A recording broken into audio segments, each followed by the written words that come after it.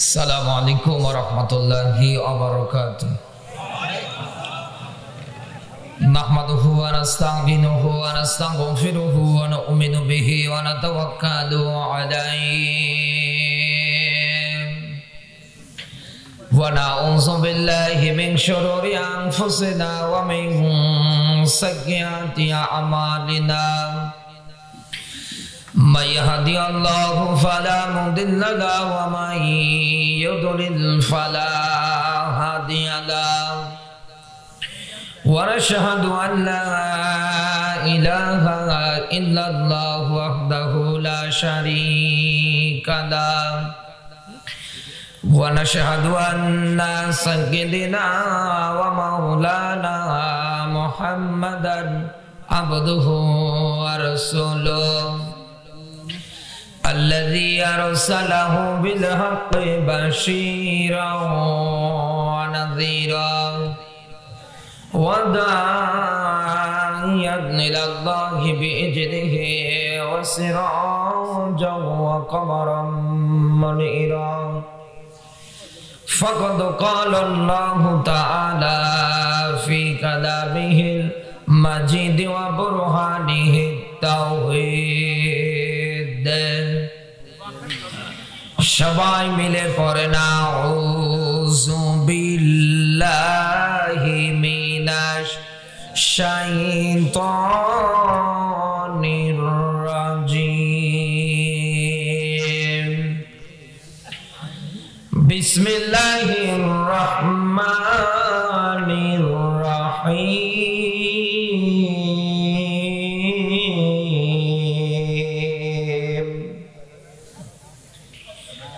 وَمَنْ لَمْ يَحْكُمْ بِمَا أَنْزَلَ اللَّهُ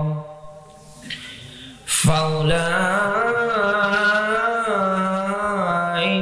هُمُ الْكَافِرُونَ. صدقت يا ربنا.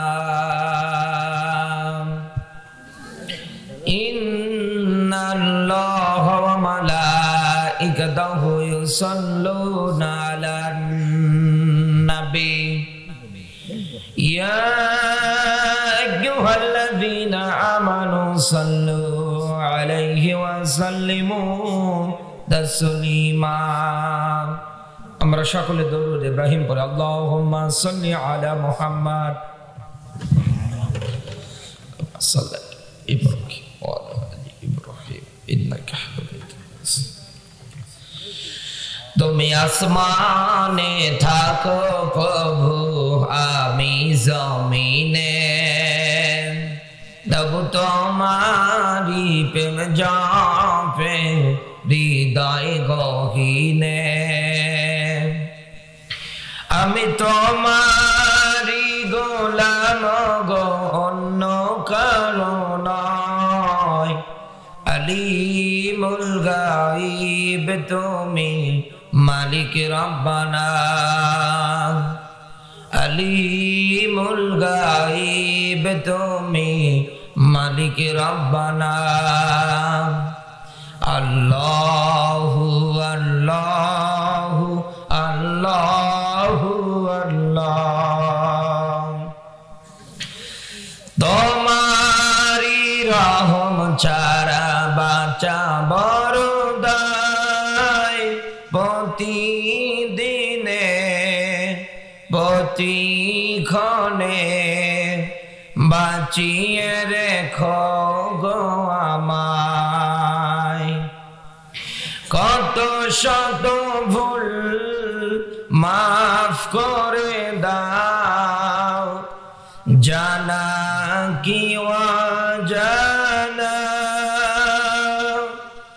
আমি তোমারি গোলাম গো অন্য কারো নয়, আলিমুল গায়ব তুমি মালিক রব্বানা। আল্লাহু আল্লাহু আল্লাহু আল্লাহ। আলহামদুলিল্লাহ বাংলাদেশের ঐতিহ্যবাহী জেলা বগুড়া গাবতলী থানার অন্তর্গত আজকের ঐতিহাসিক তাফসিরুল কোরআন মাহফিলের সভাপতির দায়িত্বে যিনি আছেন হাজিউল হারামাইন জনাব আলহাজ ডক্টর শাহজাহান ফুটু, হায়াতে তাইয়্যিবা সিহাতে কুল্লিয়া কামনা করে আল্লাহ যেন দান করে, বলেন আমিন। আরো জোরে বলেন আমিন। আপনার কি মরা না জিন্দা? আরো জোরে বলেন। জিন্দা মানুষের আওয়াজ তো এরকম হওয়ার কথা না। বাড়িতে চোর আসলে কেমন আওয়াজ দেয়? গলা ফাটিয়ে না? তখন চেল্লাতে পারে। আল্লাহ রাসূল জানিয়েছে দুনিয়ায় কোরআনের জন্য সময়, সম্পদ, শক্তি, দুনিয়ায় মানুষ যেটাই খরচ করবে মরণের পরে আল্লাহ এগুলোর হিসাব বান্দার কাছে নেবেন। সুবহানাল্লাহ। কালকে বলি না, আজকে বলার দরকার নেই। সহ সভাপতি বিন্দু অনেকগুলো মানুষের নাম এসেছে। আল্লাহ সম্মান মর্যাদা যা দিয়েছে আরো যেন বাড়িয়ে দেয়, বলেন আমিন। প্রধান অতিথি যার কণ্ঠে আমরা এতক্ষণ যাবত একটু হলেও কোরআনে কারিমের আয়াত হাদিস থেকে কিছু কথা শুনেছি। আসলে এমপি হয়ে যে এরকম কথা বলতে পারে আমার লাইফে প্রথম দেখা। আমি নিজে আশ্চর্য হয়ে গিয়েছি তার কথা শোনার পরে, যেভাবে কোরআনের আয়াত বলতেছে। দোয়া করে আল্লাহ রাব্বুল আলামিন আমাদের জননেতা জনাব মোহাম্মদ রেজাউল করিম বাবলু স্যারকে আল্লাহ যে সম্মান মর্যাদা দিয়েছে আরো যেন বাড়িয়ে দেয়, বলেন আমিন। আরো জোরে বলেন আমিন। বাংলার 64টা জেলার এমপি মন্ত্রী থেকে শুরু করে যারা দেশের বিভিন্ন জায়গায় দায়িত্বে আছে সবাইকে যেন আল্লাহ এমপি স্যারের মতো বানিয়ে দেয়, বলেন আমিন। তার পরিবারকে কবুল করে নিক, পিতৃ মাতৃকুল থেকে যাদেরকে হারিয়ে ফেলেছে সবার জন্য বিদায়াত আর মাগফিরাত কামনা করেছে, আল্লাহ যেন মাফ করে দেয়, বলেন আমিন। বিশেষ অতিথি জনাব মোহাম্মদ সাইফুল ইসলাম, মেয়র গাবতলী পৌরসভা গাবতলী বগুড়া, হায়াতে তাইয়্যিবা সিহাতে কুল্লিয়া কামনা করে আল্লাহ যেন দান করে, বলেন আমিন। আমার আগে কথা বলেছেন যত আলেম, সব আলেমগুলোর জন্য দোয়া করেছে আল্লাহ রাব্বুল আলামিন আলেমদের কথাগুলো বাস্তব জীবনে মানবার এবং আমল করবার আল্লাহ যেন তৌফিক দান করে, বলেন আমিন। দল মত নির্বিশেষে প্রাণ প্রিয় বগুড়াবাসী আল্লাহ দরবারে নত শিরে শুকরিয়া আদায় করছি যে মহান মনিব হাজারো মানুষের ভিতর থেকে বাছাই ছাঁটাই করে কোরআনে কারীম বলবার এবং শুনবার জন্য কবুল করেছে। এই জন্য খুশি হয়ে বলছি আলহামদুলিল্লাহ।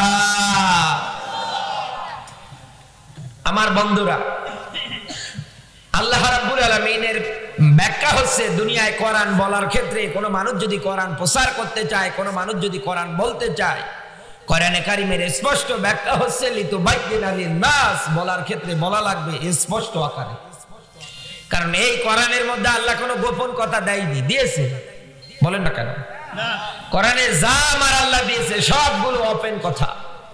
এজন্য দুনিয়ায় সত্যিকারের দিনের মুজাহিদ যারা ইসলামের কাছে কোরআনের কাছে যখনই তারা মাথা নত করে দেয় তখন তারা আর গোপন থাকতে চায় না, তারা কোরআনে কারীমের বিধানের মতো ওপেন হতে চায়। দুঃখের বিষয় ৯৬% মুসলমানের দেশে আজও আমরা কোরআনে কারীম শোনার পরে ওপেন হওয়া তো দূরে থাক, গোপন হয়ে দিনকাল পার করে যাচ্ছে। এখানে আলেম যারা বসে আছেন, আমার চাইতে উচ্চ পদস্থ যারা আলেম বসে আছে, জিজ্ঞাসা করে দেখেন সূরা নাহলের ৪৪ নম্বর আয়াতের মধ্যে আল্লাহ ব্যাখ্যাটা উঠিয়ে ধরেছে। হে নবী, কোরআনের ব্যাখ্যা হবে দুনিয়ায় তাদের সামনে, দুনিয়ায় যারা জিন্দা, দুনিয়ায় যারা, আরো জোরে বলেন, কোরআনে কারীমের যে ব্যাখ্যা জিন্দা মানুষদের সামনে প্রচার করা লাগবে, তাবলীগ করা লাগবে, এটা কোন জায়গায় পেলেন, কেমন করে পেলেন? আমার বন্ধুরা এবার তাকান, ভালো করে বলছি। কোরআনে কারীমের যত জায়গায় আমার আল্লাহ লাম শব্দটা ব্যবহার করেছে তত জায়গায় আমার আল্লাহ ব্যাখ্যা দিয়েছে পৃথিবীর ময়দানে। কোরআনে কারীম থেকে আলোচনা হবে, ওয়াজ হবে, তাফসীর হবে দুনিয়ায় যারা জিন্দা এদের সামনে। বালাগাত মানতিকের 13টা কায়দা আছে, ইলামটা ব্যবহার হওয়ার জন্য 13টা কায়দা, তার ভিতরে বালাগাত মানতিকের একটা কায়দার কারণে ইলামটা শুধু ব্যবহার হয় জিন্দা মানুষদের জন্য। দুঃখের বিষয় আজ আমাদের মাঝে জিন্দা থাকাকালীন অবস্থায় কোরআন মানতে পারে না, কোরআনের কথা বললে ওর সহ্য হয় না, কোরআন প্রচারও করতে দেয় না। কথা বলে না কেন? অথচ যেই দিন মারা যায়, দুনিয়ার মায়া ত্যাগ করে চলে যায়, ওই দিন দেখবেন ছোট ছোট বাচ্চারা থেকে শুরু করে সবাই গিয়ে কোরআন পড়ে। বগুড়াবাসী, আমি আপনার মাঝে প্রশ্ন ছুড়ে দিতে চাই, এই পৃথিবীর ময়দানে কোনো মানুষ যদি কোরআনে কারিমের সাথে সম্পর্ক তৈরি না করে মারা যায়, এই মানুষটা মরার পরে কোরআন পড়লেই কি আর না পড়লেই কি দুইটাই সমান? আল্লাহর নবী জানিয়েছে, দুনিয়ায় কোনো মানুষ যদি কোরআনে কারিমটা মেনে নেয়, কোরআনের আমল যদি একাধারে চালাতে শুরু করে দেয়, নবীজি জানিয়েছেন কিয়ামতের কঠিন ময়দানে প্রত্যেকটা বান্দা এবং বান্দির জন্য দুইটা করে সুপারিশ দাঁড়িয়ে যাবে।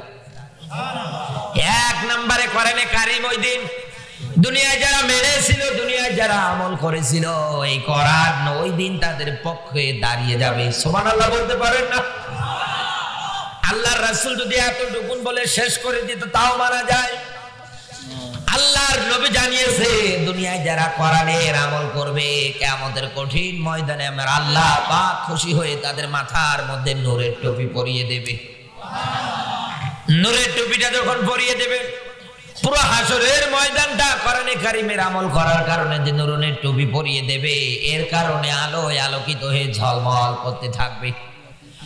অন্যান্য যারা আছে জিজ্ঞাসা করবে, মালিক আমার, তোমার এই বান্দাটা নিজে কোরআন পড়েছিল, নিজে কোরআনের আমল করেছে, যার কারণে তুমি আজকে খুশি হয়ে তার মাথার মধ্যে নূরের টুপি পরিয়ে দিয়েছো, আমরা বুঝতে পেরেছি।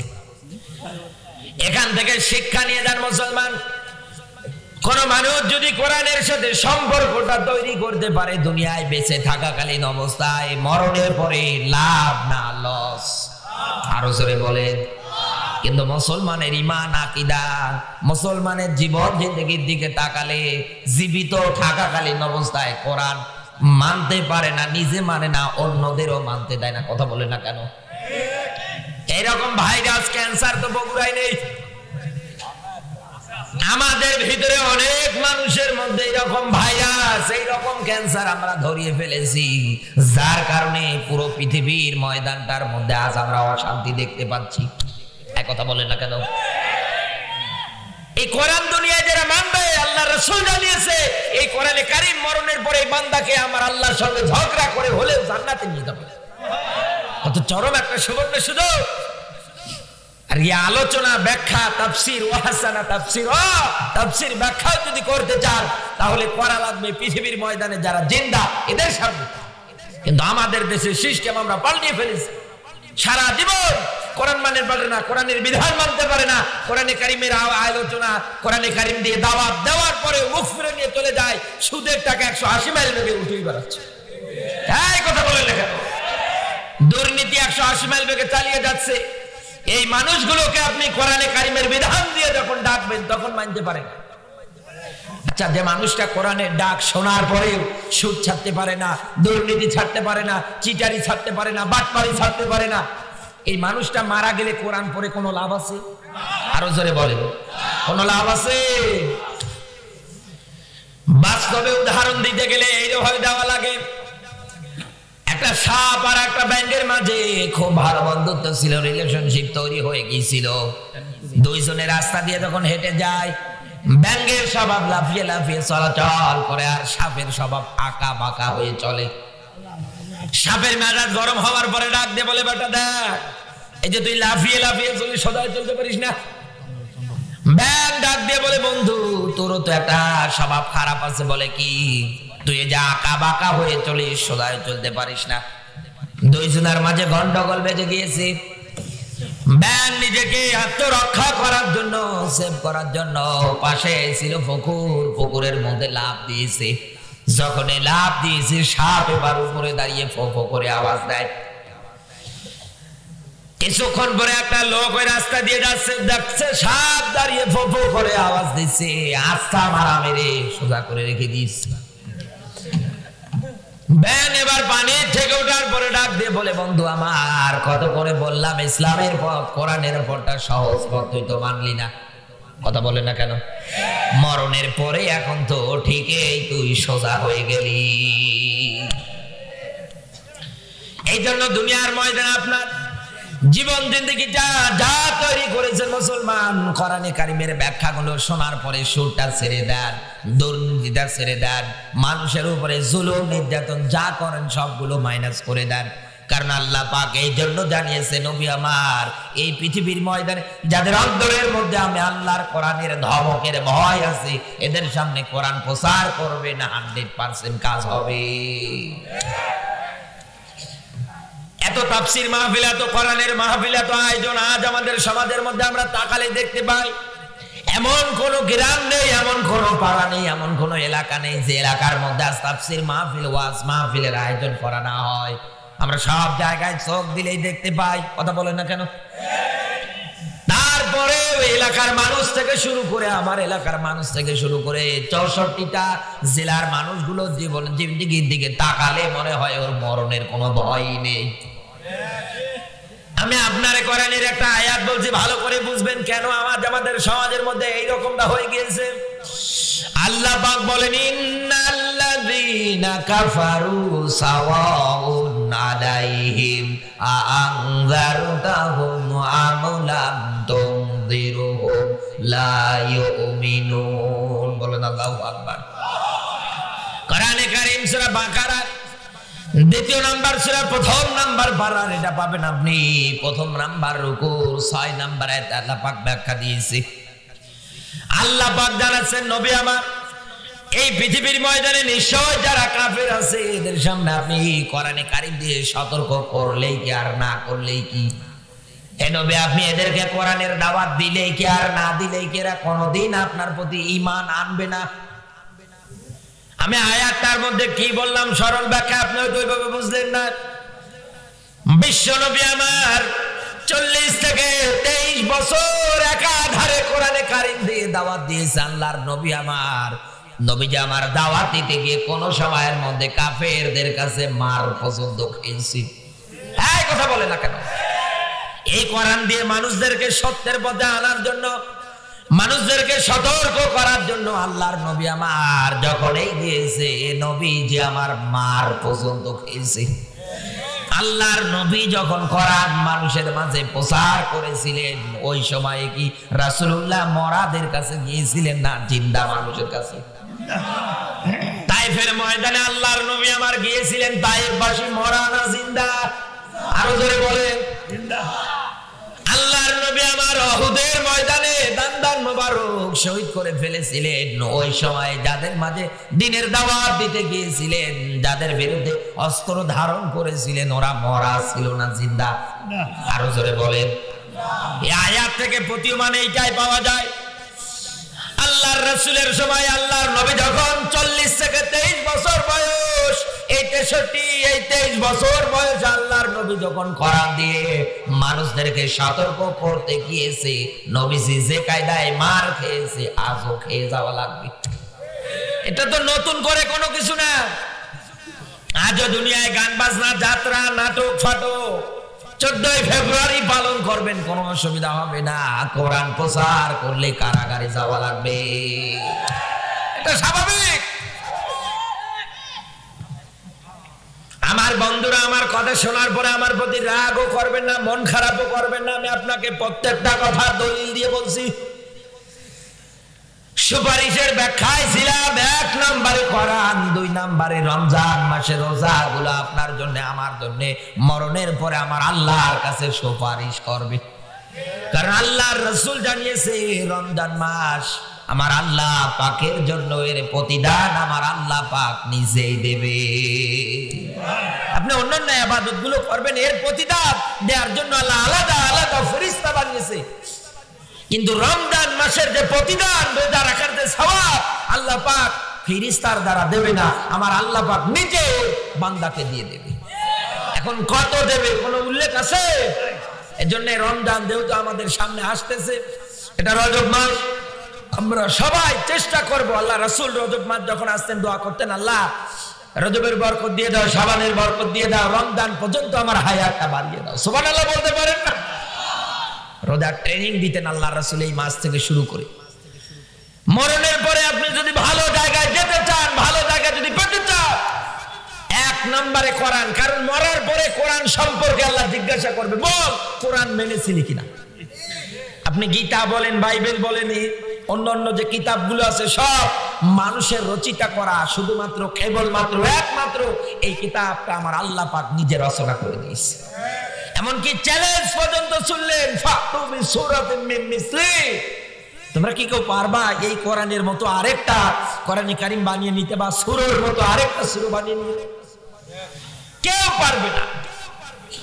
কারণ আল্লাহ রাব্বুল আলামিন এই পৃথিবীর ময়দানে কোরআন দিয়েছে, মরণের পরে কোরআন মানার ব্যাপারে অবশ্যই আমার আল্লাহ পাক জিজ্ঞাসা করবে আপনাকে এবং নবীজিকে। এজন্য আহ্বান, কোরআন প্রচার করতে যারা পারেন, যারা কোরআন প্রচার করেন, আমি আপনাদের মাঝে আহ্বান করে বলবো, এই পৃথিবীর ময়দানে কাফের বেঈমান যারা আছে, নাস্তিক রামবাম যারা আছে, এদের মাঝে আপনি কোরআনে কারীমের দাওয়াত আপনি শুধু পৌঁছিয়ে দেন, এটা আপনার দায়িত্ব, আপনার কর্তব্য। কারণ রাসূলুল্লাহ জানিয়েছে, বাল্লিগু আন্নি ওয়ালাউ আয়া, আমার একটা হাদিসও যদি তোমার জানা থাকে এইটাই প্রচার করা ফরজ। আমাদের মাঝে অবস্থা এরকম হয়ে গিয়েছে, আজ কোরআন প্রচার করতে গিয়ে দেখবেন মুসলমান 5 ওয়াক্ত নামাজ পড়া মুসল্লিরাও বলে, হুজুর দিনকাল ভালো না, এইভাবে কথা বলা দরকার নেই। অথচ আল্লাহ পাক জানালেন পৃথিবীর ময়দানে মুমিন যারা হবে এদের সামনে কোরআন প্রচার করলে অবশ্যই এরা চিন্তা ভাবনা করবে। আয়াতের শেষ অংশ দেখানো, লাল্লাহু ইয়াতাফাক্কারুন দিয়েছে, কথা বলে রাখেন। মুমিন ইমানদার দুনিয়ায় যারা হবে কোরআনে কারীমের ব্যাখ্যা শোনার সঙ্গে সঙ্গে তারা চিন্তা ভাবনা তৈরি করে নেবে যে আল্লাহ আমি একই করলাম, একই করছি। এজন্য আহ্বান আমি আপনার মাঝে দিতে চাই, দুনিয়ায় যতদিন বাঁচবেন কোরআনটা আঁকড়িয়ে ধরে চলবেন। আল্লাহ যেন তৌফিক দান করে, জোরে বলুন আমিন। আল্লাহর নবী আমার বিদায় হজ্জের ভাষণে আল্লাহর নবী যখন ভাষণ দিচ্ছিলেন, নবীজির শেষ কথা, শেষ বক্তব্য ছিল এইটা, আমি তোমাদের মাঝে 2টা জিনিস রেখে যাচ্ছি। 1 নম্বরে কিতাবুল্লাহ, আমার কিতাব, তার মানে কোরআন।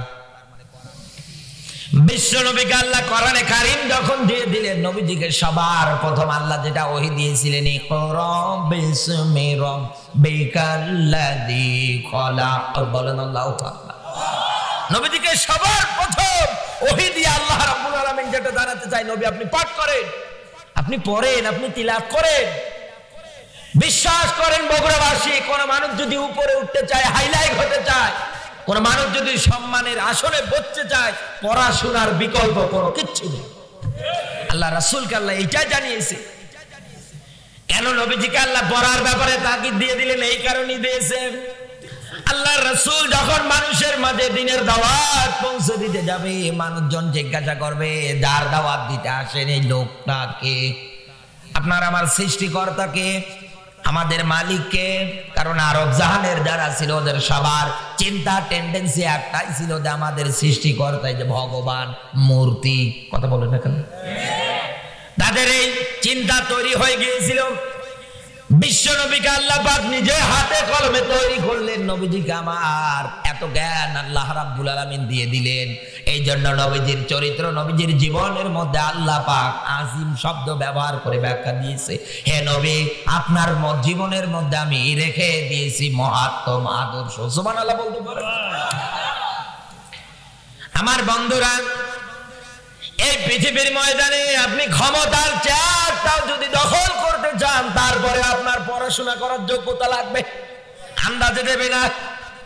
আজকের মাহফিলের যিনি এমপি সাহেব ছিলেন, যিনি প্রধান অতিথি, তাকান তো তার দিকে, কত সুন্দর করে কোরআনে কারীমের আয়াত পড়লেন, এরপরে ব্যাখ্যা করে জানালেন। এরপরে ওনার বক্তব্যের মধ্যে লক্ষ্য করে দেখলাম ইংরেজি দিয়ে উনি একটা থিওরি দিলেন, কথা বললেন। এই লোকটার জীবনে যদি পড়াশোনা না থাকতো এইভাবে কি বলতে পারতো? আরো জোরে বলেন তো, কোনোদিনও না। এই জন্য পড়াশোনার কোনো বয়স লাগে না। এই মুরব্বী যারা আছেন আপনাদের মাঝে আমি মেসেজটা উঠিয়ে দিতে চাই, পড়াশোনার কোনো বয়স লাগে না। যে যার অবস্থাতে পড়ে আছেন ওই অবস্থাতে অবশ্যই চেষ্টা করবেন জীবনের মধ্যে পড়াশোনা উঠিয়ে নেওয়ার জন্য। আমার বন্ধুরা, কেন আপনি পড়াশোনা করবেন? কোরআনে কারীম জানিয়েছে, ইন্নী জাইল জাইলুন ফিল আরদি খলিফা। বলেন আল্লাহু আকবার। আল্লাহ পাক বলেন আমি অবশ্যই খলিফা, প্রতিনিধি পাঠিয়েছি জমিনে। কোন জায়গায়? আরো জোরে বলেন। জমিনে আসার পরে আপনার লড়াই হবে, সংগ্রাম হবে কি? আল্লাযীনা ইউকাতিলুনা ফি সাবিলিল্লাহ। এই পৃথিবীর ময়দানে আল্লাহর জমিনে আল্লাহর দ্বীনটাকে কেমন করে জিন্দা করা যায়, এইটা আপনার প্রথম নাম্বার টার্গেট। কারণ এই জমিনের মধ্যে যখন আপনি আসার পরে, পড়াশোনা করার পরে, কোরআনের জ্ঞান অর্জন করার পরে আপনি যখন রাস্তার মোড়ে গিয়ে ঘোষণা দিয়ে দেবেন, জনপদের মানুষ যারা আছো, আজকের পর থেকে মদ খাওয়া হারাম। কথা বলে না, আজকের পর থেকে মদ খাওয়া হারাম, চুরি করা যাবে না, দুর্নীতি করা যাবে না, চিটারি বাটপারি করা যাবে না, আলেমদের হাতে কোমরে রশি বাঁধা যাবে। কথা বলেন না কেন? আপনি এইরকম বক্তব্য তাদের মাঝে যখন জমিনটা দখল করার পরে তুলে দিতে পারবেন, এই জমিনটা মিনিমাম আল্লাহর জান্নাতের বাগান হবে। আজ মুসলমানেরা শুধু খাওয়া নিয়ে পড়ে আছে, খাওয়ার ধান্দা ঠিক আছে, ধান্দা শুধু খাওয়া, ওর পড়াশোনাও নেই। জমিনে আল্লাহ পাঠালেন, ও জমিন বাদ দিয়ে খানকা নিয়ে পড়ে আছে। বিভিন্ন আগলা বাবা, পাগলা বাবা, মরা বাবা, ল্যাংটা বাবার মাদার তৈরি করে মানুষদের ঈমান পর্যন্ত নষ্ট করে ফেলতেছে। এগুলো তো বগুড়াই নেই, বগুড়াই নেই। আমার বন্ধুরা, ঈমান চলে যাবে, ধ্বংস হয়ে যাবে এমন কোন জায়গায় কোনোদিনও যাওয়া যাবে না। আমি আপনার মাঝে আহ্বান জানিয়ে যেতে চাই, আপনি পড়াশোনা করেন, কোরআনে কারিমটা নিয়ে গবেষণা করেন। কোরআন হচ্ছে গবেষণা করার জন্য আল্লাহ দিয়েছে, শুধু সুমো দিবেন আর রেখে দিবেন না। এই জন্য রাসূল জানিয়েছে, লা তাজআলু বুয়ুতান মাকাবির, ঘরগুলোর কবর বানিও না। কারণ রাসূল জানিয়েছে, যেই ঘরের মধ্যে আল্লাহর কোরআন পড়া হয় না, কোরআনের তেলাওয়াত হয় না, ওটা শুধু ঘর না, ওটা শয়তানের কারখানা। আর এই সমস্ত জায়গা থেকে এই ডক্টর জাফর ইকবালের মতো নাস্তিকেরা বের হয় আর বলে যে মানুষ এসেছে বানরের থেকে। এক কথা বলে না কেন? এজন্য আল্লাহ পাক দিয়েছে, আফালা ইয়াতাদাব্বারুনা কুরআন। কি হলো? কেন কোরআন নিয়ে গবেষণা করবে? এজন্য জানতে যদি চান, কোরআন নিয়ে গবেষণা করবেন। আপনার রবের পরিচয় কারো মাঝে যদি বর্ণনা করতে চান, তারপরেও কোরআনের দরকার আছে না নেই? আরো জোরে বলেন তো, আছে না নেই? আমার বন্ধুরা, আজ পৃথিবীর ময়দানে কোরআন না পড়ার কারণে, কোরআনটা না বোঝার কারণে আজ পৃথিবীর ময়দানে আমরা জমিনটা ছেড়ে দিয়েছি, যার কারণে জমিনটা একাধারে জালেমেরা দখল করে ফেলেছে। এই জন্য উল্টা পাল্টা কাজগুলো একাধারে জালেমেরা তাদের মন মতো চালিয়ে যাচ্ছে, আর সব জায়গার মধ্যে আমরা একাধারে মাইল খেয়ে যাচ্ছি। আমার ভাইয়েরা, বিশ্বনবী মুহাম্মদুর রাসূলুল্লাহ সাল্লাল্লাহু আলাইহি ওয়াসাল্লাম কোরআনে কারীমের আয়াত দিয়ে যখন মানুষের মাঝে উপমা, আল্লাহর নবী যখন উদাহরণ স্বরূপ মানুষের মাঝে যখন কোরআনে কারীমের আয়াত তেলাওয়াত করে ডাক দিয়ে বললেন, ওয়ানজির আশিরাতাকাল আকরাবিন। বলেন আল্লাহু আকবার। আল্লাহ পাক বিশ্বনবী মুহাম্মদ রাসূলুল্লাহ সাল্লাল্লাহু আলাইহি ওয়াসাল্লামকে ডাক দিয়ে বলেন, নবী আমার, আপনি আপনার নিকট আত্মীয় যারা আছে এদেরকে আপনি জাহান্নামের ব্যাপারে আপনি ভয় দেখান, আপনি এদেরকে সতর্ক করেন।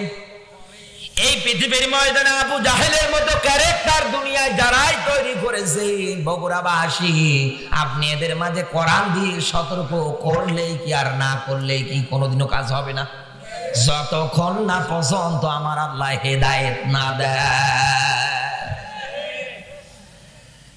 বিশ্বনবী মুহাম্মদ রাসূলুল্লাহকে যখন আল্লাহ আয়াত দিয়ে দিলেন, আর রাহিকুল মাকতুমের বর্ণনা পড়বেন, নবী আবার সঙ্গে সঙ্গে সাফা পাহাড়ের পাদদেশে আল্লাহর নবী উঠে পড়লেন। আগেকার জামানার মিডিয়া ছিল এইটা, কোন মানুষ যদি বিপদে পড়তো, এটা মানুষকে বোঝানোর জন্য উঁচু একটা জায়গায় উঠতো, ওঠার পরে যে কোনো লাল কাপড় উড়িয়ে দিত, মানুষ মনে করতো লোকটা বিপদে পড়েছে। এই নিদর্শন, এই চিহ্নটা যখন দেখতে পেত তারা একাধারে সবাই ছুটে চলে যেত তাকে বিপদ মুক্ত করার জন্য। আল্লাহর নবী আমার সেটাই করলেন, লোকদেরকে এক জায়গায় করার জন্য। বিশ্ব নবী আমার তাকিয়ে দেখলেন সবাই যখন জমায়েত হয়ে গিয়েছে, আবু জাহেল থেকে শুরু করে কাফেরের বড় বড় কাইটা কাফেরের বাচ্চারাও দাঁড় হয়ে গিয়েছে, আবু লাহাব পর্যন্ত নবীদের সামনে হাজির। আল্লাহর নবী আমার ডাক দিয়ে বললেন, আমি যদি তোমাদেরকে বলি এই সাফা পাহাড়ের পাদদেশে একদল লোক অস্ত্র শস্ত্র নিয়ে সজ্জিত আছে, একটু সময় হলেই তোমাদের প্রতি আক্রমণ করবে, অ্যাটাক করবে,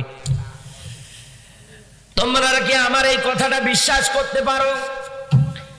বিশ্বনবী মুহাম্মদ রাসূলুল্লাহ সাল্লাল্লাহু আলাইহি ওয়াসাল্লাম যখন এই বলেছেন, সবাই বলে আমরা 100% বিশ্বাস করি। সবাই আশ্চর্য হয়ে গেলেন। বিশ্বনবী মুহাম্মদ রাসূলুল্লাহ যখন তাদেরকে এই কথা বললেন, তারা ডাক দিয়ে বললেন যে দেখেন, ছোট থেকে আজ পর্যন্ত আপনি কোনোদিন কোনো মিথ্যা কথা আপনার জবান দিয়ে বলেননি। ইতিহাস পড়ে দেখেন, মুসলমান আরব জাহানের লোকগুলো নিজের মাকে, নিজের বাবাকে, নিজের স্ত্রীকে বিশ্বাস করতে পারতো না। সম্পদাদি টাকা পয়সাগুলো পর্যন্ত নবীজির কাছে জমা করে রাখতো। আজ যেমন বাংলার মাটিতে সুদ মুক্ত 100% আপনি ইসলামী ব্যাংকটাকে সাপোর্ট করে যাচ্ছেন, আল্লাহর নবীর সময়ে ওই সময় যারা কাফের বেঈমান ছিল ওরা নবীজিকে ওই রকম ব্যাংক মনে করতো, টাকা রাখার জায়গা মনে করতো, সবচাইতে ভালো আমানতদার মনে করতো। এটা ছিল আল্লাহ রাসূলের 1 থেকে 40 বছরের জিন্দেগিতে। কত বলেন না কেন? কত কত কত 1 থেকে 40 বছর জিন্দেগিতে। বিশ্বনবী এবার যখন তাদেরকে বললেন, তোমরা যদি এই কথাটা 100% বিশ্বাস করে নিতে পারো, তাহলে আল্লাহর পক্ষ থেকে আমি একজন পয়গম্বর, আমি একজন নবী, এই কথাটাকে বিশ্বাস করতে পারো না? আল্লাহর নবী বলতে দেরি, আবু লাহাব নবীজির দিকে পাথর ছুঁড়ে দিতে দেরি করেনি। এখানে গবেষণা করার বিষয় আছে। আল্লাহর নবী 1 থেকে 40 বছর বয়স পর্যন্ত তাকে এত আদর করলেন, এত মহব্বত করলেন, এত ভালোবাসলেন। 40 বছর বয়সের নবীজিকে যখন আল্লাহ নবুয়ত দিয়ে নবী বানিয়ে দিলেন, রাসূল বানিয়ে দিলেন, এই একটাই মানুষ তো একই আছে, শুধু এতটুকু পার্থক্য শুধু নবুয়তের। কথা বলেন না কেন? কারণ আরব জাহানের সব লোকগুলো প্রায় দেখা গিয়েছে তারা মূর্তি পূজা নিয়ে একাধারে লিপ্ত ছিল। ওরা সূর্যের পূজা করত, গাছের পূজা করত, মাছের পূজা করত, ওদের দেবতার অভাব ছিল না। নেশা জাতীয় দ্রব্য থেকে চিটারি, বাটপারি, 2 নাম্বারি থেকে শুরু করে সুদ, ঘুষ, দুর্নীতি, টেন্ডারবাজি, ডাকাতি, লটারি সব একাধারে কায়েম করত। আল্লাহর নবী আমার যখন দিনের দাওয়াত তাদের মাঝে দিলেন, এরা চিন্তা করে দেখেছে মুহাম্মদ যা বলতে চায় এটা মিথ্যা না। মুহাম্মদ যা আয়াত পড়েছে, কারণ আবু জাহেল যেমন তেমন লোক না। ইতিহাস পড়ে দেখেন, যেই লোকটার নামের আগে আপনি ব্যাখ্যা পাবেন আবুল হাকাম। আবু মানে পিতার, হাকাম মানে বুদ্ধির পিতা। এত জ্ঞানী ছিলেন। ওরা ভালো করে বুঝেছে মুহাম্মদ যে ধর্মটা নিয়ে এসেছে এটা 100% সত্য, যদি মানতে চাই আমার একটাও চলবে না। এই জন্য ওরা নবীজির উপরে খেপে গিয়েছে, রেগে গিয়েছে। তারা নবীজিকে 40 থেকে 23 বছরে 82 বার মারার টার্গেট পর্যন্ত করেছে। অবগুড়ার মুসলমানেরা আজও পৃথিবীর ময়দানে কত মানুষ কোরআন প্রচার করতে গেলে তাদের কোনো সমস্যা হয় না, কোনো কিছুই হয় না। কথা বলে না কেন? তারা আল্লাহর রাসূলের বিধান অনুযায়ী তারা পৃথিবীর ময়দানে 40 থেকে এখন নেই, হাজার হাজার। আমার ভাইরা, আজও পৃথিবীর ময়দানে ইতিহাস সাক্ষী দেয়, মামুনুল হক থেকে শুরু করে যত আলেম গুলো আজ জেলখানার মধ্যে পড়ে আছে। গতকালকে তাকে আদালতে ওঠানো হয়েছিল, আমরা দেখেছিলাম। আকাশের দিকে তাকিয়ে আওয়াজ দিয়েছিলেন আল্লাহু আকবার, আল্লাহু আকবার, ধ্বনি দিচ্ছে। আমার বন্ধুরা, এই পৃথিবীর ময়দানে আল্লাহু আকবারের ধ্বনি ইশারা বোঝাতে চায় আর বেশি দিন নেই, অবশ্যই আমাদের মাঝে ফিরে আসবে, ফিরে আসবে। কারণ দুনিয়ায় যত জালেম, নব্য ফেরাউনের মতো যারাই তৈরি হয়েছে, আমার আল্লাহ এদেরকে শুধু ছাড় দিয়েছে, কিন্তু ছেড়ে দেয়নি। কথা বলে না কেন? উনি আল্লাহু আকবারের ধ্বনি দিয়েছে আর এদিকে সিলেটের মাটি ভূমিকম্পে কম্পিত হয়ে গিয়েছে। আমার আল্লাহ পাক জানিয়েছে ফামাহিলিল কাফিরিনা আমহিলহুম রুয়াইদা। হে নবী, আমি তো কাফেরদের ছাড় দেই, অবকাশ দেই, কর কর, কত করবি কর। কিন্তু আমি আল্লাহ যেদিন 1 সেকেন্ড সময় দেব না তোকে। এইগুলো একটা একটা করে জুলুমের বর্ণনা পাওয়া যায়। দুনিয়ায় যারা জুলুম করবে, মানুষের উপরে নির্যাতন করবে, একাধারে উল্টা পাল্টা কাজ দুনিয়ায় যারা করবে, আল্লাহর রাসূলকে অনুসরণ করা শুধু ফরজ না, ফরজে আইন। ফরজে আমি মানলাম, আমার বাবা মানবে না হবে? কোনোদিনও না। প্রত্যেকটা মানুষকে অনুসরণ করা লাগবে। দাস মুসলমানেরা পারে না গো। কত হুজুরা আছে আমার আলোচনা শোনার পরে কালকে আমার নামে বদনাম করবে। হ্যাঁ, হুজুরা খুঁজে পায় না, কোন জায়গা থেকে দাওয়াত দিয়ে নিয়ে আসে। আপনি একটা কথা আমার ভুল প্রমাণ করতে পারবেন না। যা বলছি অবশ্যই আমি আপনাকে দলিল দিয়ে কথা বলতেছি। আজ কোরআন যারাই রাসূলের মতো 40 থেকে 63তে আমল করতে গিয়েছে, তারাই আজ কারাগার বরণ করে পড়ে আছে। এই যে এমপি সাহেব স্বয়ং আমির হামদার ভক্ত, এক কথা বলেন না কেন? আজ আমির হামদা কোন জায়গায় পড়ে আছে? আজ আল্লামা সাঈদী যার তাফসীর শুনে শুনে লক্ষ লক্ষ অবলা সরলা মানুষগুলো ইসলামের পথে, কোরআনের পথে এসেছে, এই লোকটার ঠিকানা আজকে বিদ্যাবর্ষে কারাগার পড়ে আছে। জাতি জানতে চায় কিতাবের অপরাধ। কোরআন প্রচার করতে গেলে, কোরআন বলতে গেলে আল্লাহর রাসূলও কিন্তু শিয়াবে আবু তালিবের 3.5 বছর জেল খেটেছে। এই কথা বলেন না কেন? আজও কোরআন প্রচার করতে গেলে, বলতে গেলে রাসূলুল্লাহ যদি জেল খেটে থাকে, আপনার একবার না একবার হলে যাওয়া লাগবে। এজন্য তো দিনের মুজাহিদরা ভয় পায় না, তারা সরে আসে না, তারা কোনোদিনও ভয় পাবে না। কারণ আল্লাহ পাক জানাচ্ছেন, ইউরিদুনা লিইউতফিউ নূরাল্লাহি বিআফওয়াহিহিম ওয়াল্লাহু মুতিম্মু নূরিহি ওয়ালাউ কারিহাল কাফিরুন। এই আয়াতটা কিন্তু এমপি সাহেব তেলাওয়াত করেছিলেন। সূরা সাফের 8 নম্বর আয়াতে আল্লাহ রাব্বুল আলামিন ব্যাখ্যাটা উঠিয়ে ধরেছে সুন্দর করে। আল্লাহ পাক ডাক দিয়ে বলে, নবী আমার, এই পৃথিবীর ময়দানে কাফের বেঈমান যারা আছে, ওরা যত চেষ্টা করুক মুখের ফক্কার দিয়ে ইসলামের আলো, কোরআনের আলোটাকে বন্ধ করে দেবে, নিভিয়ে দেবে। আল্লাহ পাক ডাক দিয়ে বলে, আমি কসম করে বলছি, আমার নূর, আমার আলোকে এই পৃথিবীর ময়দানে অবশ্যই আমি জ্বালাবো। আমার আল্লাহ পাক যখন তার নূর, তখন তার আলোটাকে জ্বালাবে। জালেমরা তো এই কারণে বাধা দেয়, কারণ ওরা রাস্তার মোড়ে মোড়ে উলঙ্গপনা, বেহায়াপনা তৈরি করে দিচ্ছে। যুবক যুবতীর চরিত্র নষ্ট করার জন্য ওরা বগুড়ায় শত শত পার্ক তৈরি করে দিয়েছে, উন্মুক্ত। কত মদের বার তৈরি করে দিয়েছে, কথা বলে না কেন? সুদ খাওয়ার মতো পরিবেশ তারা তৈরি করে দিয়েছে। ওরা এই কারণে বিরুদ্ধাচারণ করে। ওরা জানে যে বিরুদ্ধাচারণ করে কোনো লাভ নেই, তারপরেও গায়ে জোরের ক্ষমতা দেখা। আমার ভাইরা, আবু জাহেল যা করেছে, আবু লাহাব যা করেছে, আজ পুরো পৃথিবীর ময়দানের সাথে মিলিয়ে দেখেন, 100 কিন্তু একাধারে মিলে যায়। আল্লাহর নবীর দিকে কিন্তু আল্লাহ পাক পাথর নিক্ষেপ করাটা কোনো সময়ের জন্য সহ্য করলেন না। আল্লাহ পাক সঙ্গে সঙ্গে ওর নাম ধরে এই কোরআনে কারিমের আয়াত নাজিল করে দিলেন। ওর নামে আল্লাহ পাক একটা সূরা দিয়ে দিলেন, তার নাম লাহাব। আল্লাহ পাক আয়াত দিয়ে বলেন, তাব্বাত ইয়াদা আবি লাহাবি ওয়া তাব, ধ্বংস হোক আবু লাহাব। ওর 2 হাত, ও নিজে, ওর ধন সম্পদ, টাকা পয়সা ওর কোনো কাজে আসবে না। ওকে আমি প্রবেশ করাবো জাহান্নামের লেলিহীন আগুনের মধ্যে। ইতিহাস পড়ে রাখেন, এই লোকটার মরণ কিন্তু স্বাভাবিক মরণ হয়নি। এমন রোগ আল্লাহ দিয়েছিল, সোয়াইসে পচন রোগ, জঙ্গলের মধ্যে পচতে পচতে মারা গিয়েছে। এখান থেকেও কি জালিমেরা একটা বারের জন্য শিক্ষা নেয় না? এই জন্য আল্লাহ পাক জানিয়েছে, কুল সিরু ফিল আরদ ফানজুর কাইফা কানা আকিবাতুল মুকাদ্দিমিন। এ বান্দা, তুমি জমিন ভ্রমণ করো, যাও মিশরে যাও, গিয়ে দেখো আমার অবাধ্যতা করেছিল ফেরাউন, ওকে আমি আজও মরতে দেনি, পচতে দেনি। ওকে আমি আজও জাতির সামনে রেডি করে রেখে দিয়েছি, মানুষ ফেরাউনকে দেখবে আর শিক্ষা নেবে। কথা বলে না কেন? যে আল্লাহর সঙ্গে লড়া যাবে না, আল্লাহর সঙ্গে অন্তত বেয়াদবি করা যাবে না, নবীদের সঙ্গে বেয়াদবি করা যাবে না, করলে পরে ফেরাউনের মতো আজ এরকম করে মমি করে আল্লাহ রাখতেন। মানুষের এই ন্যূনতম জ্ঞানটা নেই। এজন্য আল্লাহ পাক বলছেন, আমার জমিন ভ্রমণ কর, দেখ আমার অবাধ্য চারণ দুনিয়ায় যারাই করেছিল, আজ জাতি ছামদ জাতি থেকে শুরু করে কোরআনে একাধিক বর্ণনা আছে, সবগুলো ভ্রমণ করে করে দেখ কি পরিণতি তাদের একাধারে হয়েছিল।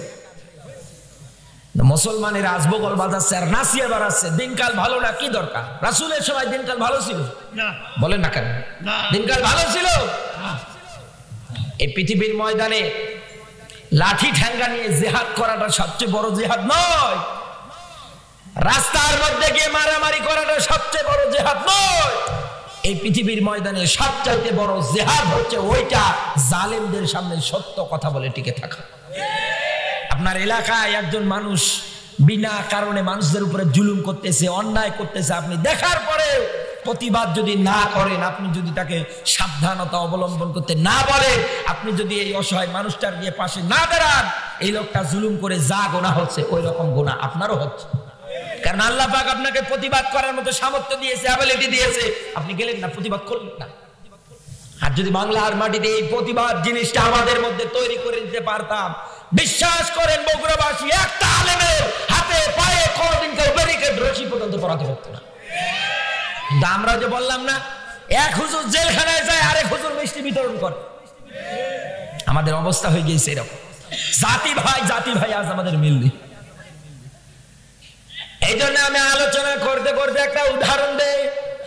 আজ আমাদের সবার মাঝে শুধু হিংসা আর হিংসা নিয়ে পড়ে আছে। আল্লাহ রাসূলের 40 থেকে 63 এই 23 বছরের জিন্দেগি আমরা সবাই যদি এক প্ল্যাটফর্মে দাঁড় হয়ে যদি অনুসরণ করতে পারতাম, বিশ্বাস করেন বগুড়াবাসী, পৃথিবীতে কোনোদিন কোনো নতুন করে আলেমরে কারাগারে যাওয়া লাগতো না। কারণ মৌমাছির চাক আপনি কিন্তু দেখেছেন, আল্লাহ পাক কিন্তু কোরআনে কারিমের মধ্যে মৌমাছির নামে সুন্দর করে আয়াতটা আল্লাহ পাক কিন্তু নাজিল করে দিয়েছে, একটা সূরায় দিয়েছে যার নাম নাহাল। আল্লাহ পাক মৌমাছিরে বললেন, মৌমাছির 3টা জায়গায় তোমরা তোমাদের ঘরগুলো বাড়িগুলো নির্মাণ করবে। 1 নম্বরে পাহাড়ে, 2 নম্বরে গাছের ডালে, 3 নম্বরে মানুষ যে ঘর তৈরি করার জন্য, বাড়ি তৈরি করার জন্য ঘর বাড়ি তৈরি করে দেয়ালে বা ওয়ালে। এই 3টা জায়গা বাদ দিয়ে তোমরা অন্য কোন জায়গায় কোনদিন ঘর বানাবা, তোমাদের বাড়িও বানাবা না, বডি স্ট্রাকচার তৈরি করবা না। উদাহরণ আমি আপনার মাঝে দিতে চাই, মৌমাছির মধ্যে যেমন ঐক্যতা গঠন করে ফেলেছে, আজ আমাদের মাঝে ঐক্যতা আমরা পাই না। মৌমাছির চাকের মধ্যে আমি হই আর আপনি হই, যদি বিনা কারণে বিনা অপরাধে যদি ঢিল দিয়ে দেই, মৌমাছি একটা উড়ে আসবে না প্রতিবাদ করার জন্য, দেখবেন প্রায় চাকের সবগুলো আপনার পিছনে ছুটবে। কথা বলে না কেন? আপনি কোন জায়গায় যাবেন, যেদিকে যান না কেন মুসলমান, মৌমাছি আপনার পিছু পিছু তাড়া করে করে আপনার নিয়ে যাবে। যতক্ষণ ধরতে পারবে না ততক্ষণ আপনার পিছু ছাড়বে না। আজও যদি বাংলার মানুষেরা এই মৌমাছির থেকে শিক্ষা নিয়ে সামনের দিকে অগ্রসর হতে পারত, আমার তো মন বলে আল্লামা সাঈদীর মতো মানুষটা জেলখানায় থাকতো না। আমাদের মাঝে তো নেই, আমরা এইরকম হয়ে গেছি হিংসার কাছে। কৃষক গিয়েছে কাজ করার জন্য, মাঠের মধ্যে যাওয়ার পরে একটা ছোট্ট পাতিল পেয়েছে, হাতের মধ্যে নেওয়ার পরে চিন্তা করে এটা কি, যখন হাত দিয়ে একটা ঘষা মেরেছে, একটা দৈত্য বের হয়েছে। ডাক দিয়ে বলে, যা পানা কিসান। কিসাই মানে তুই কে, তোর পরিচয় কি? ডাক দিয়ে বলছে, দেখেন আমি একজন দৈত্য, আপনি আমার মাঝে আমার কাছে এই মুহূর্তে যা চাইবেন আমি আপনারে তাই দিয়ে দেব। ডাক দিয়ে বলে, তাই নাকি? বলে হাত, তবে একটা শর্ত আছে, ভালো করে বুঝবেন। আপনি যদি আমার কাছে 1 তলা বিল্ডিং বাড়ি চান, তাহলে সাইড মাইট প্রতিবেশী যারা আছে ওরা 2 তলা বিল্ডিং পাবে, আপনার হবে 1 তলা। চিন্তা করে আল্লাহ, আমার দরকার নেই, এত কষ্ট করে আমি পেলাম, আমি পাবো 1 তলা, সাইড মাইট প্রতিবেশী যারা আছে ওরা 2 তলা পাবে, আমার দরকার নেই। পাতিলটা নিয়ে আসার পরে স্ত্রীর ডাক দিয়ে বলে, ওগো দরজা খুলে দাও, বিশেষ একটা জিনিস নিয়ে এসেছি। যখন দরজা খুলে দিয়েছে, ডাক দিয়ে বলে, স্ত্রী এই যে পাতিলটা দিয়ে দিলাম, খবরদার যেন ঘষা না লাগে। এই পৃথিবীর ময়দানে আপনি মেয়েদেরকে যেই কাজটা করতে নিষেধ করবেন, ওরা আরো বেশি করে করে। স্বামী শুধু বাইরে যেতে দেরি, ও বের করে ঘষা মাজা করতে দেরি নেই। দত্ত বের হওয়ার পরে ডাক দিয়ে বলে, যা বানা কি চান? বলে, কি চাই মানে? দেখতে পারিস না আমার বাড়ি ভাঙাচোরা, ভালো না, এ বাড়ির সাইজও ভালো না, পরিবেশও ভালো না, আমার বিল্ডিং বাড়ি লাগবে। এর তো জানা নেই যে এখন যদি একতলা বাড়ি হয় প্রতিবেশীর কয়তলা? 2 তালা। যখন এই বাড়ি চেয়েছে বাড়ি একতলা হয়ে গেছে, আনন্দে আত্মহারা। সবার প্রথম আগে পাতিলটা রেখে দিয়ে সাজুগুজু করতে শুরু করে দিয়েছে। আশ্চর্য হবে তার স্বামী, তার দিকে তাকালে খুশি হয়ে যাবে। স্বামী মাঠ থেকে কাজ করে বাড়িতে আসার পরে বাড়ি খুঁজে পায় না, শুধু বিল্ডিং আর বিল্ডিং। ঘরের মধ্যে ঢোকার পরে ডাক দিয়ে বলে, স্ত্রী তোরে না নিষেধ করলাম ঘষা দিতে, তারপরে ঘষা দিলি কোন কারণে আমি জানতে চাই। ডাক দিয়ে বলে, ওগো তুমি রাগ করছো কেন? তাকিয়ে দেখছো না কত সুন্দর বাড়ি এখন আমাদের হয়ে গেছে? আমি বিশ্বাস করতে পারছি না এটা আমাদের বাড়ি। ডাক দিয়ে বলে, তুই কি সর্বনাশ করেছিস? তুই কি জানিস? বলে না। হাতটা ধরে টেনে বাইরে নিয়ে আসার পরে ডাক দিয়ে বলে, দেখ তুই তো মাত্র 1 তালা পেয়েছিস, তাতেই যা আনন্দিত। আর যারা বিনা পরিশ্রমে বিনা খাটুনিতে ওরা 2 তালা পেলে ওরা আরো কত আনন্দিত। তুই তো 1 তালা পালি আর সাইজের প্রতিবেশী করে 2 তালা হইস। এই জন্য তোর নিষেধ করেছিলাম যে ঘষা দেওয়ার দরকার নেই। এইবার বেটা বাতিল হাতে নেওয়ার পরে ঘষা দিয়েছে, দত্ত বের হয়েছে। ডাক দিয়ে বলে, কি চান? গরম দিয়ে বলছে, কি চাই মানে 1 চোখ কানা কর। এর জানা আছে এখন যদি এর 1টা চোখ কানা করে দেয়, প্রতিবেশী দ্বারা আছে 2টা চোখ এমনি কানা হয়ে যাবে। আমাদের মাঝে আছে এইরকম হিংসা, আমরা একাধারে নিয়ে ফেলেছি। হিংসা বাদ দেওয়া লাগবে। মুসলমান সবাইকে এক প্ল্যাটফর্মে দাঁড় হওয়া লাগবে। তারপরে দিনের পথে আল্লাযীনা ইউকাতিলুনা ফি সাবিলিল্লাহ, এই পথটাকে জমিনের মধ্যে প্রতিষ্ঠিত করার জন্য একাধিক আন্দোলন করা লাগবে। আপনি কেন আন্দোলন করবেন? আল্লাহ পাক কিন্তু কোরআনে ব্যাখ্যা দিয়েছে। আল্লাহ পাক বলেন, ইন্নাল্লাহা আশতারা মিনাল মুমিনিনা আনফুসাহুম ওয়া আমওয়ালাহুম বিআন্না লাহুমুল জান্নাহ। বলেন আল্লাহু আকবার। আল্লাহ পাক বলেন, আমি তো ক্রয় করতে চাই, কিনে নিতে চাই। কি কাদের কাছে কিনতে চাই? মিনাল মুমিনিন মিনাল কাফিরিনা, মুনাফিকের কথা আল্লাহ দেয়নি। আল্লাহ পাক বলেন, আমি আমার দিনটাকে বিজয়ী করার জন্য এই পৃথিবীর ময়দানে মুমিন যারা আছে ওদের 1 নম্বরে ক্রয় করতে চাই জান, 2 নম্বরে ওদের মালগুলো ক্রয় করতে যাই। এই জায়গার মধ্যে কত মানুষ বসে আছে। এখন যদি বলা যায় ইসলামের জন্য কারা কারা জীবনটা দেওয়ার জন্য রাজি আছেন, হাত তোলেন তো। মুসলমান সবাই হাত ওঠাবে। বাস্তবে দেখেন, এবার যদি বলেন যে মুসলমান ইসলামের জন্য জানও দেওয়া লাগবে, সম্পদও দেওয়া লাগবে, এইবার কিছু মানুষ বলবে হুজুর ওয়াজ দরকার নেই, আপনার চেয়ে ভালো ওয়াজ আমি জানি। এক কথা বলেন না কেন? মুসলমান জীবন দিতে রাজি কিন্তু সম্পদ দিতে রাজি না। সাহাবীদের জীবনের দিকে তাকিয়ে দেখেন। আল্লাহর রাসূল আমার জিহাদের ময়দানে যাওয়ার জন্য যখন সাহাবীদের মাঝে ডাক দিয়ে বললেন, সাহাবীরা জিহাদের ময়দানে যাওয়া লাগবে, অস্ত্র শস্ত্র দরকার। সবাই যার যার মতো করে নবীজির কাছে নেই, টাকা পয়সা হাদিয়া তহফা জানে সব নবীজির কাছে দিয়ে দেয়। আল্লাহর নবী আমার ডাক দিয়ে বললেন, সাহাবীরা আমি আমার আবু বকরকে কেন দেখতে পারি না? কোথায় আমার আবু বকর? হযরত আবু বকর হাতের মধ্যে একটা থলি নেওয়ার পরে তিনি দাঁড়িয়ে আছে, আর কন্যার আর কান চোখ থেকে অশ্রু ধরাচ্ছে। নবীজি আমার ডাক দিয়ে বলেন, আবু বকর আমার কাছে আসো। ডাক দিয়ে বলে, আবু বকর কি হয়েছে তোমার? কেন তুমি কান্না করো? হাতের থলাটা এগিয়ে দিলেন। আল্লাহর নবী বাঁধনটা খোলার পরে ঢেলে দেখলেন কয়েক কেজি গম আর কয়েকটা দিরহাম। বিশ্ব নবী আমার ডাক দিয়ে বললেন, তোমরা সবাই মিলে যা দান করেছো আমার আল্লাহর কাছে আবু বকরের দান অধিক প্রিয় হয়ে গিয়েছে। সবাই বললেন, ইয়া রাসূলুল্লাহ এত দিলাম, অত দিলাম, এত দিলাম। বিশ্ব নবী ডাক দিয়ে বলেন, আবু বকরকে নিয়ে এসেছো কত? বাড়িতে রেখে এসেছো কত? হযরত আবু বকর ডাক দিয়ে বলেন, ইয়া রাসূলুল্লাহ আমি আমার বাড়িতে যাবতীয় সম্পদ বলতে যা বোঝায় সব নিয়ে এসেছি। আমি আমার বাড়ির মধ্যে আল্লাহ এবং আল্লাহর রাসূলকে রেখে এসেছি। আমার ভাইরা, এরাই তো দুনিয়ায় প্রকৃত মুজাহিদ। আল্লাহর জমিনে আল্লাহর দ্বীনটাকে প্রতিষ্ঠিত করার জন্য তাদের কি চিন্তা, তাদের কি টেন্ডেন্সি, কিন্তু আমাদের আজ নেই। আল্লাহ পাক এই জন্য ডাক দিয়ে বলে, আমি ক্রয় করে নিতে চাই, কিনে নিতে চাই। তাদের কাছে দুনিয়ায় যারা মুমিন 1 নম্বরে জীবন, 2 নম্বরে এদের মাল। বিনিময় আল্লাহ পাক দিতেছে সে বিআন্না লাহুমুল জান্নাহ, আমার জান্নাত। জানমাল সব আল্লাহ ক্রয় করে নিলেন, কিনে নিলেন। এইবার আল্লাহ পাক আপনাকে একটা কর্মসূচি দিলেন, একটা কাজ দিলেন, কি আমার পথে লড়তে গিয়ে আগে মার এরপরে মর। কথা বলেন না কেন? আমার পথে সংগ্রাম করতে গিয়ে আগে মার এরপরে মর। কিন্তু আমরা পারি না মুসলমান।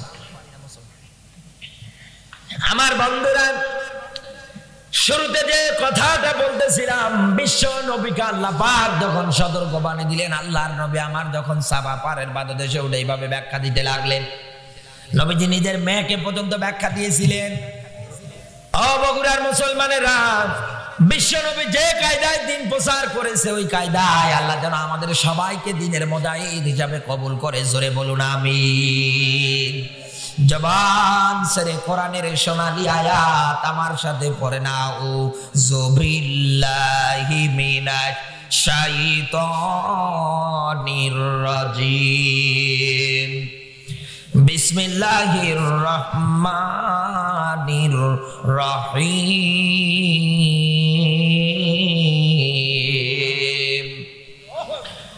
ওয়া মান লাম ইয়াহকুম বিমা আনজালাল্লাহু ফাউলাইকা হুমুল কাফিরুন।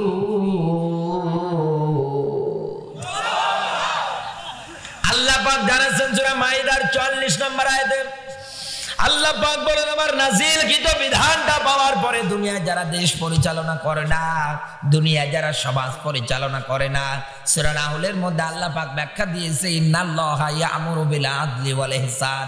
এ বান্দারে জমিনের ময়দানে আমি আদেশ দিলাম, রায় দিয়ে দিলাম, ন্যায় বিচার কায়েম করো। কিন্তু আজ আমরা আল্লাহর নাজিলকৃত বিধান দিয়ে সমাজ চালাতে পারি না, রাজনীতি করতে পারি না। কোন জায়গায় আমরা আল্লাহর নাজিলকৃত বিধানটা আমরা পাই না।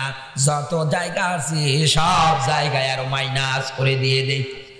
আল্লাহ পাক বলেন, আমার নাজিলকৃত বিধান পাওয়ার পরে দুনিয়ায় যারা বিচার ফয়সালা থেকে শুরু করে, রায় থেকে শুরু করে, সিদ্ধান্ত থেকে শুরু করে মাইনাস করে দিয়ে দেয়। আল্লাহ পাক ইশারা দিয়ে দেখিয়ে দেয়, ওরা পৃথিবীর ময়দানে সাধারণ কোনো মানুষ না, ওরা নির্ভেজাল কাফের, ওরা তো জালেম, ওরা তো ফাসিক কোথাকার। আরো জোরে বলেন তো। এজন্য আল্লাহ সাহায্য কামনা করছে, আল্লাহ গো তুমি আমাদের মরণ দেওয়ার আগে একটা বার দেখাও, আমাদের বাংলার মাতৃভূমিটাতে ইসলামের বিধান, কোরআনের বিধান কায়েম হয়ে গিয়েছে। সব সময়ের জন্য আল্লাহর কাছে এই দোয়া আমাদের, আল্লাহ যেন তার ইসলামের জন্য আমাদের জীবনটাকে যেন কবুল করে নেয়। বলেন আমিন। ইসলামের পথে, কোরআনের পথে হকের কথা বলতে গিয়ে ময়দানে হোক, যে জায়গায় হয় হোক, আল্লাহর কাছে একটাই চাওয়া, আল্লাহ যেন শাহাদাতের মরণ আমাদের মাঝে দিয়ে দেয়। বলেন আমিন। আমি সারা দেশ সফর করি, সারা দেশের মানুষ জানে আমি রাত 10টায় উঠি, 12টায় না। কিন্তু আপনাদের এই বগুড়া আসার পরে আমি ভিন্ন দেখলাম, রাত 12টার পরে ওয়াজ করার ইচ্ছাও হয় না, আর যারা শ্রোতা এদেরও ওয়াজ শোনার ইচ্ছা হয় না। কারণ আমরা খেটে খাওয়ালো, কাজ করে খাওয়ালো।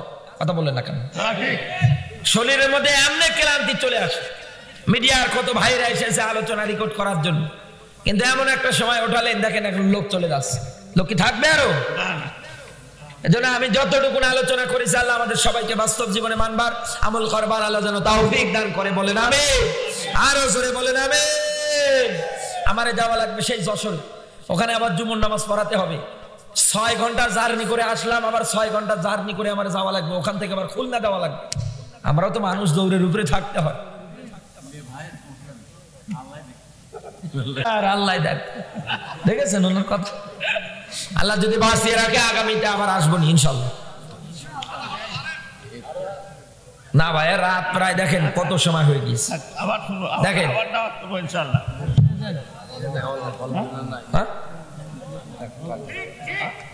500 টাকা দিয়ে আমারে আরো আগে উঠানো লাগতো। কোথাও আমি রাত 10টার পরে কথা বলবো। বসেন, আমি একটা গজল বলতেছি, বসেন। রাত 10টায় যদি ওঠাতেন, আমি 3 ঘন্টা আলোচনা করতাম, কোনো অসুবিধা ছিল। পৃথিবীতে কেউ স্থায়ী হয় না, হোক না সে ফেরাউন কিবা নামরুদ, কেউ ভাবে চিরকাল রয় না।